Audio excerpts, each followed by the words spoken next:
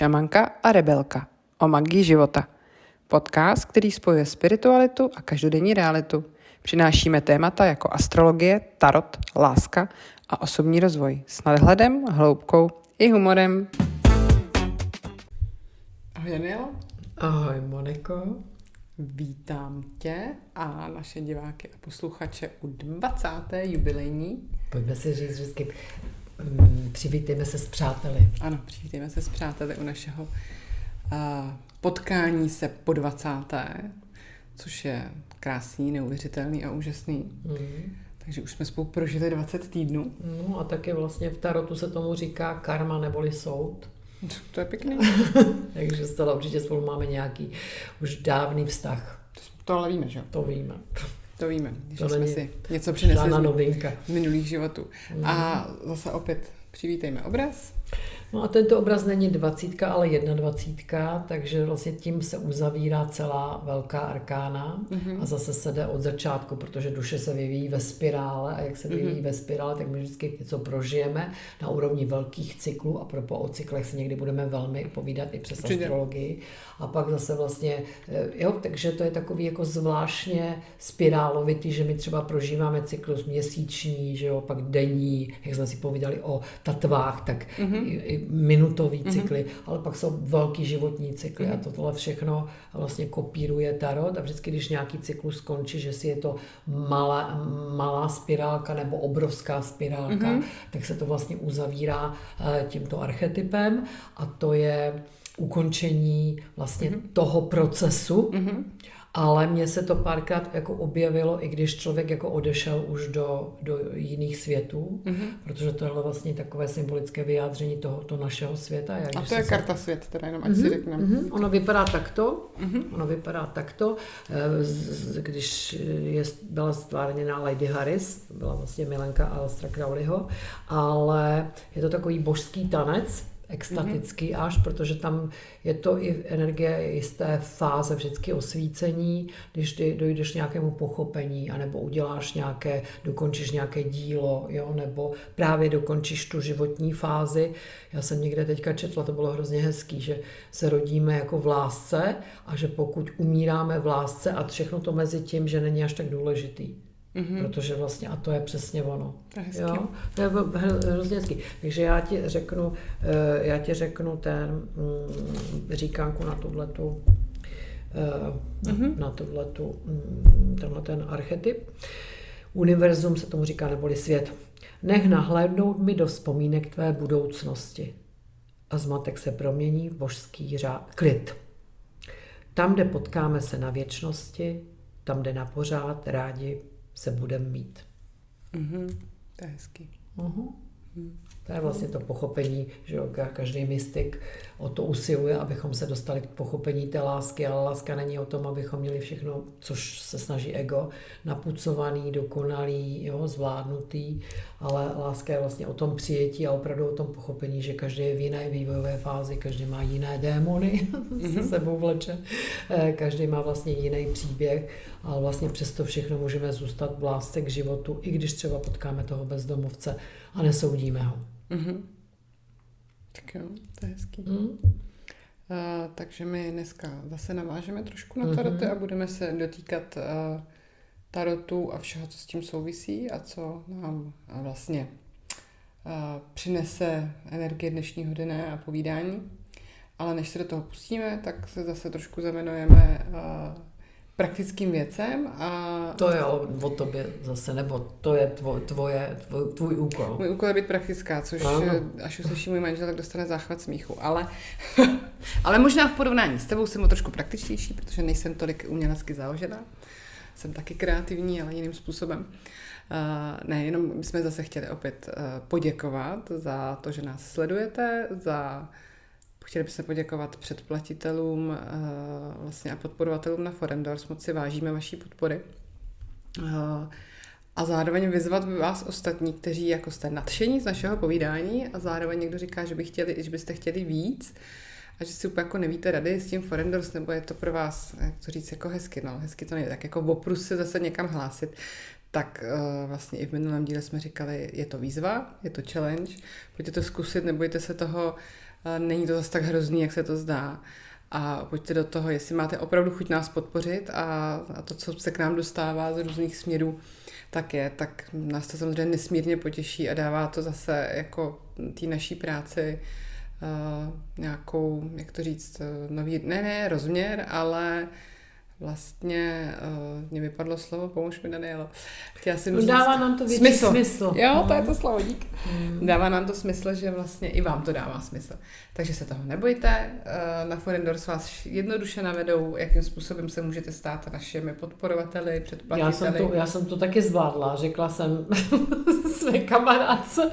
No ale přesně to je ono, zvládla to. Moje maminka, což jí děkuju, taky nás chtěla podpořit, říká, já vás chci podpořit moc a taky si s tím úplně nevím rady, takže jsem jí s tím pomohla já. Takže pak, když vy si s tím nevíte rady, určitě máte v okolí někoho, kdo si s tím rady bude vědět. Tak. Takže jenom taková... Jít cestou nejmenšího odporu je někdy nejlepší. Přesně tak, takže když na to nechcete být sami, tak určitě někdo v okolí vám pomůže. A rozhodně to nám udělá obrovskou radost. No a samozřejmě zase budeme rádi za lajky, za nějaký komentáře, nechte nám komentář o tom, odběry, co si sdílení, přesně tak. S ostatními. A tak dále, takže... O kterých si myslíte, že by je třeba minimálně zaujalo a nebo i pomohlo vlastně naše povídání. Přesně tak. Takže to jsme řekli to důležité, co jsem chtěla, aby dneska zaznělo. No a pojďme se pustit zase k tarotu. My jsme minule skončili jednak u karty zamilovaní. My jsme byli zamilovaní, takže my jsme se vyloženě z té zamilovanosti malinko si naťukli tu změnu a vlastně tu rovnováhu, ale určitě jenom tak malinko, takže tam bychom mohli pokračovat. Určitě. A myslím si, že ještě stojí za zopakování, protože si myslím, že to zrovna to důležitý zaznělo právě v bonusové části, takže to slyšeli jen předplatitelé a my vám teda budeme na vás tak hodné, že vám malinko jakoby vlastně odhalíme, co jsme si tam řekli a to je, jak správně vlastně s kartami pracovat ve smyslu, když se s nimi seznamujou, jak pokládat otázky a to právě zaznělo v tom minulém díle, kdy říkáme, že je dobré třeba začít 3 kartami, 3 otázkami a můžu je na sebe vestvit, Daniela vlastně říkala, jakým různým způsobem můžu s tarotem začít a vlastně se seznamovat s jeho symboly. Jako když malé dítě se učí mluvit, tak vlastně ty karty k nám chtějí taky promlouvat, ale vlastně skrze ty karty k nám promlouvá duše, protože právě díky synchronicitě ona nás na něco upozorňuje, takže to je, ona nás upozorňuje, nebo ty karty za nic nemůžou, ty nás jenom upozorňují na náš vnitřní obsah, co ta zrovna duše cítí, zpracovává, jaké jsou její potřeby. No a pak tedy třeba, když je taková i pak je to jednoduchá otázka, mám dnes spíš být v rovnováze a vyhýbat se extrému, nebo naopak udělat nějakou velkou změnu. Jsou takový tak na to nás třeba upozorní teďka ty archetypy, o kterých si trošičku začneme povídat. Jo? Takže já bych možná začala tou změnou. Změna neboli 7 je to archetyp, který ale v sobě má, je tady takový vozotaj, který ale ve velkém klidu, ale přitom je to o změně, že říká se to v té kartě vůz a má to co společného s račí energii, si představa, že říkala by si rak, že jo. No jo, jenomže vlastně rakům, vy, kteří jste ve znamení raka, tak vám vládne vaše duše víc než komu jinému, proto třeba lidé narození v raku jsou extrémně citliví, někdy až mají velké změny nálady, až jsou takový náladoví, jo, takový, protože vlastně ta duše je opravdu voda, to je vlastně symbol takové vody, takže ono se to různě nás může, mele se nás to, ještě my ženy, jak jsme si třeba povídali o těch cyklech, ráno to vidím takhle a třeba večer už to vidím trošku jinak, protože mi tam přijdou zase jiné pocity, že jo, já jsem někdy v tom zmatená. No a takhle to i vypadá, co se týče vlastně třeba tohoto archetypu, že každá změna začíná nejdřív vlastně v duši. Jo? A to je třeba i velmi důležité, aby to zaznělo. Já mám takový obraz, který tady teď v tuto chvíli není, ale jsem ho namalovala jako symbol této karty a to je jako když hodíš kámen do vody. Jo, tak vlastně ta hladina se tak jako štěří. Jo, a jsou tam ty kruhy, které jdou vlastně ano, po celé té hladině. Že? Ano. A to samé se vlastně děje i u nás. My se třeba my se opravdu dostaneme do toho, že cítíme uvnitř, že máme udělat nějakou změnu. A tam změna může být na úrovni třeba změny ve vztahu, někdy rozchodu, jo, někdy prostě práce, že potřebuju změnit práci, jo, nebo potřebuju se přestěhovat, že cítím, to jsou třeba takové zásadní změny. Ale někdy potřebuju udělat změnu ve svém šatníku, nebo v účesu, nebo chci si třeba začít dělat změnu se svými stravovacími návykami ze své postavu, nebo cítím, že potřebuju udělat změnu v rámci nějakého přátelství, že třeba jsem dlouho byla ve vztahu s nějakým člověkem, který už mi na oplátku nedával nic, jo, a já jsem začínala mít pocity křivdy. Takže těch změn v životě samozřejmě procházíme každým dnem, malé, velké změny jsou přítomny, ale je dobré si uvědomit, že většinou to vždycky v té duši zazní nejdřív, a což je takový jako největší omyl, my to velmi často nechceme vnímat a místo toho, abychom nasledovali to volání, i když je to samozřejmě často bolestný, tak my si vezmeme nějaký antidepresivus nebo nějaký oblbovadlo, a to je pak jak v tom fóru, že spletla si antidepresiva s antikoncepcí, měla sice 5 dětí, ale vůbec jí to nevadilo. Jako. Takže to už... No, tak aspoň naši odpověď tady. Ano, jasně. 4 děti. Jasně, takže to byl trošku jiný příběh, že? Ne, však to já si dělám legraci. No, ale tenhle for zrovna říkám a dávám ho k dobru. Ano. No, takže ty změny k nám přicházejí různým způsobem. No a je dobré si uvědomit, že většinou součástí toho archetypu bývá často právě ten zmatek, jako když hodíš do té vody ten kámen. Jo, že nejdřív jsem zmatená, nejdřív nemím a jsem taková, že to já nechci, protože to je velmi přirozená reakce. Jo, a já bych měla být vlastně vědomá si toho, a to je to vědomí, že to není o tom, že já mám být jako hrdinka z nějakého, nevím jakého. Jo. Hrdinství je to, že si to uvědomím a že vlastně s tím i takto počítám. Básnička na tento archetyp. Nevíš, kudy se vydat máš. Nejdřív chaos, zmatek, nevíš, co je před tebou. Pak vykročíš a cítíš, že to dáš. Tvůj oheň tě pálí a nohy nezebou.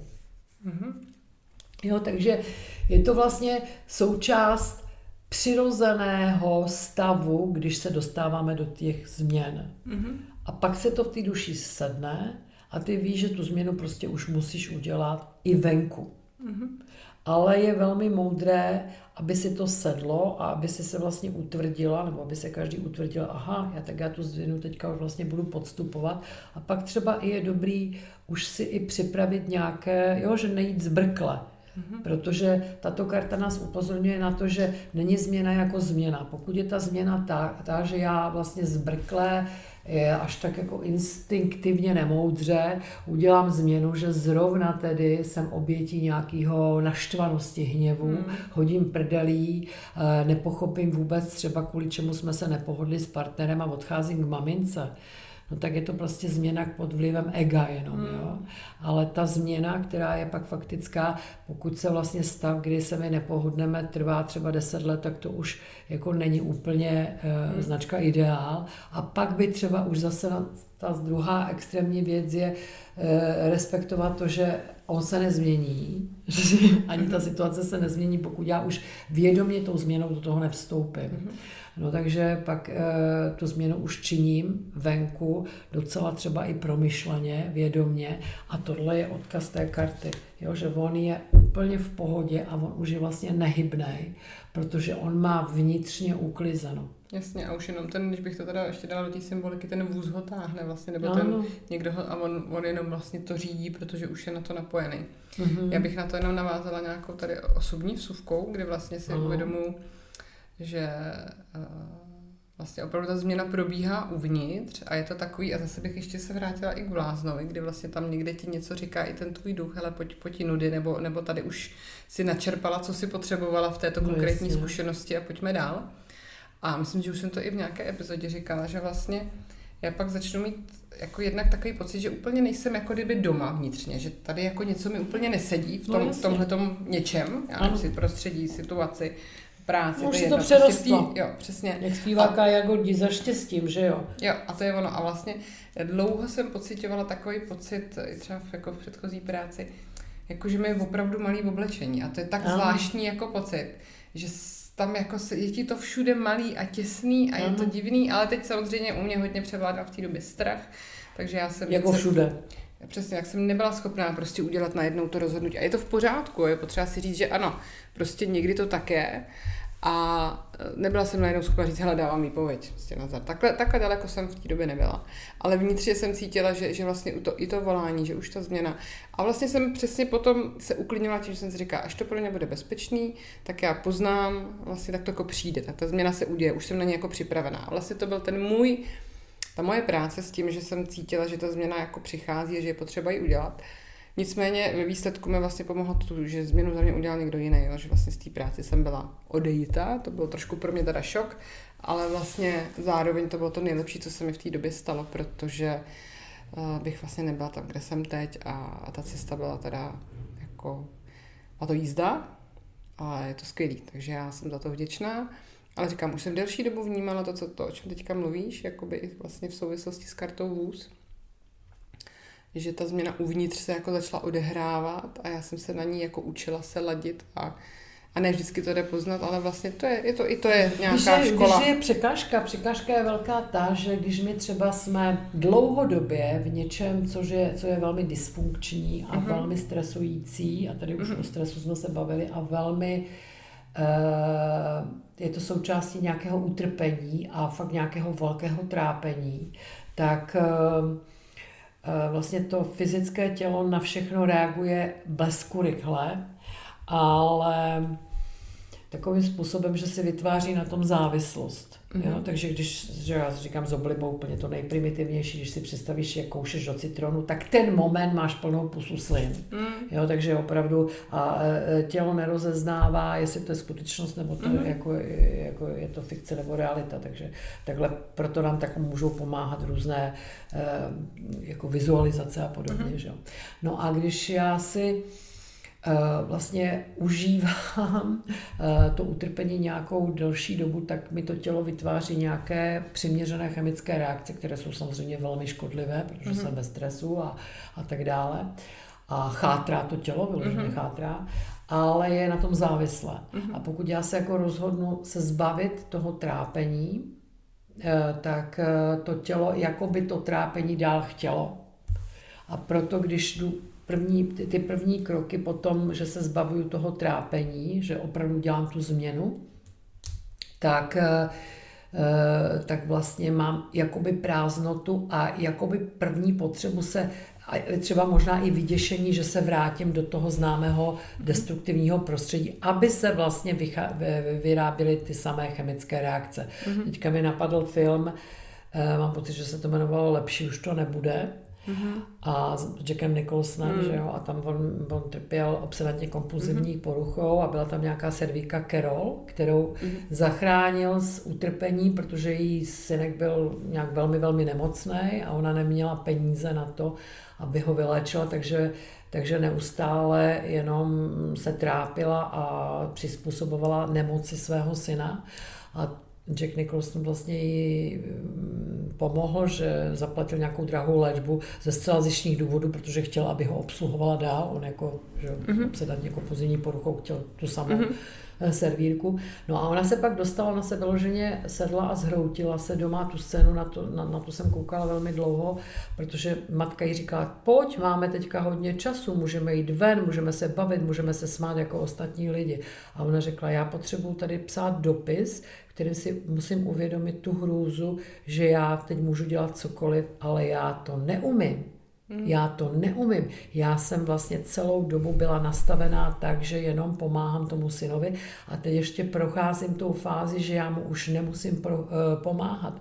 Takže ona byla jak malý dítě, který se znovu učí chodit. A nám se toto děje právě i u té změny, že my pak jako malý dítě se učíme chodit v tom novém prostředí, kde už není to utrpení. A ze začátku to utrpení paradoxně můžeme zažívat, protože zažíváme absťák, v kterým nám není dobře, protože to tělo už nepotřebuje vykazovat takový chemický reakci, na jaký bylo zvyklé.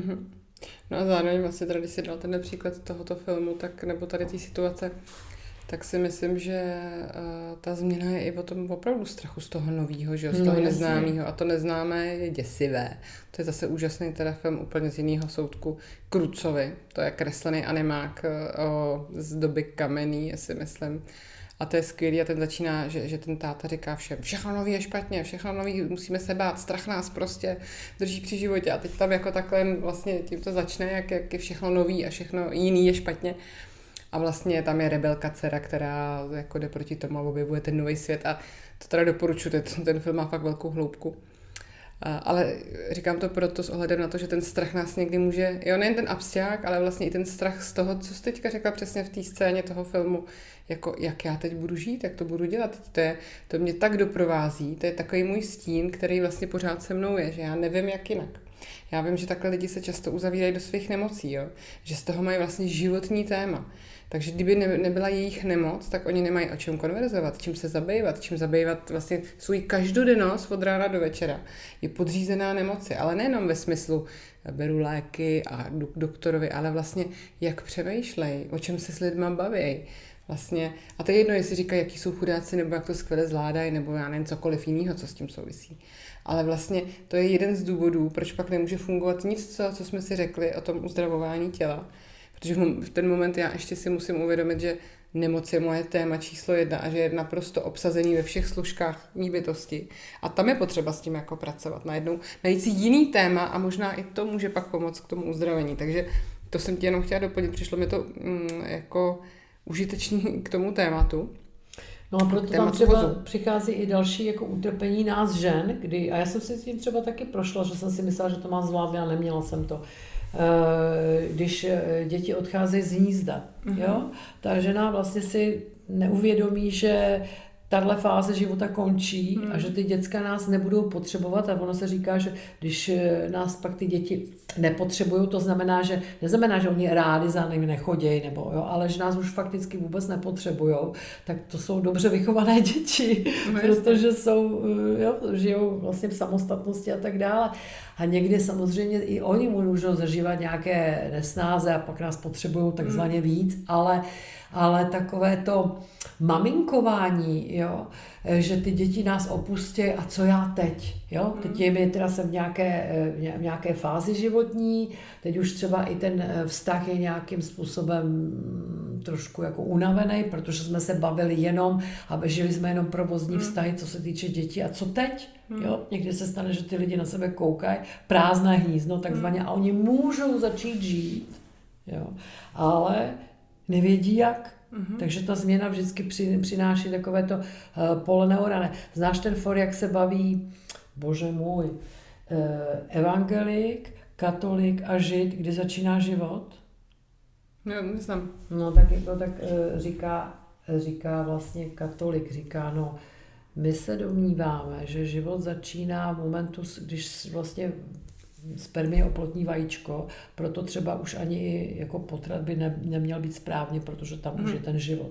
Evangelik říká, no tak my to vidíme trochu jinak, my to vidíme až opravdu, že život začne s prvním nádechem a pak jako faktický život, protože ten člověček začne sám už dýchat, že jo. A teď ten žid se koukne, jako, že říká se na tu Sáru se koukne ten, já nevím, nějaký židovský jméno, ten Izák třeba. A řekne, no my jsme si se Sárou říkali, že život začíná, když chcípne pes a děti vypadnou z baráku.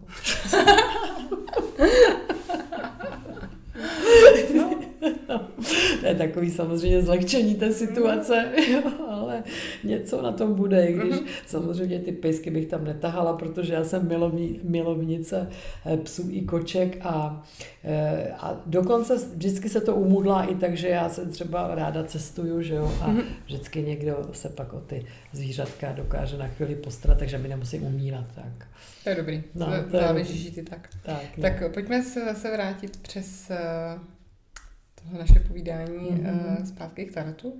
Takže jsme probrali kartu vůz, pojďme teda ještě do praxe, takže zase moje téma vůz, změna, takže já si tahám, moje téma je změna, pak si tady táhnu třeba tady, To je karta. To je císařovna. Takže když bychom to měli dát do příkladu. No tak samozřejmě tady se nabízí zase neskutečné množství variant, ale třeba ta změna by měla být zcela určitě spojená se svojí tématikou já jako žena. Jo? Takže buď třeba mě by napadlo, asi bych si měla koupit nějaký nový obleček, jo, nebo mám změnit třeba vztah ke vztahu, jo, nebo mám změnit něco, co se týká témat hojnosti nebo nějakého své potřeby jako já, jako žena.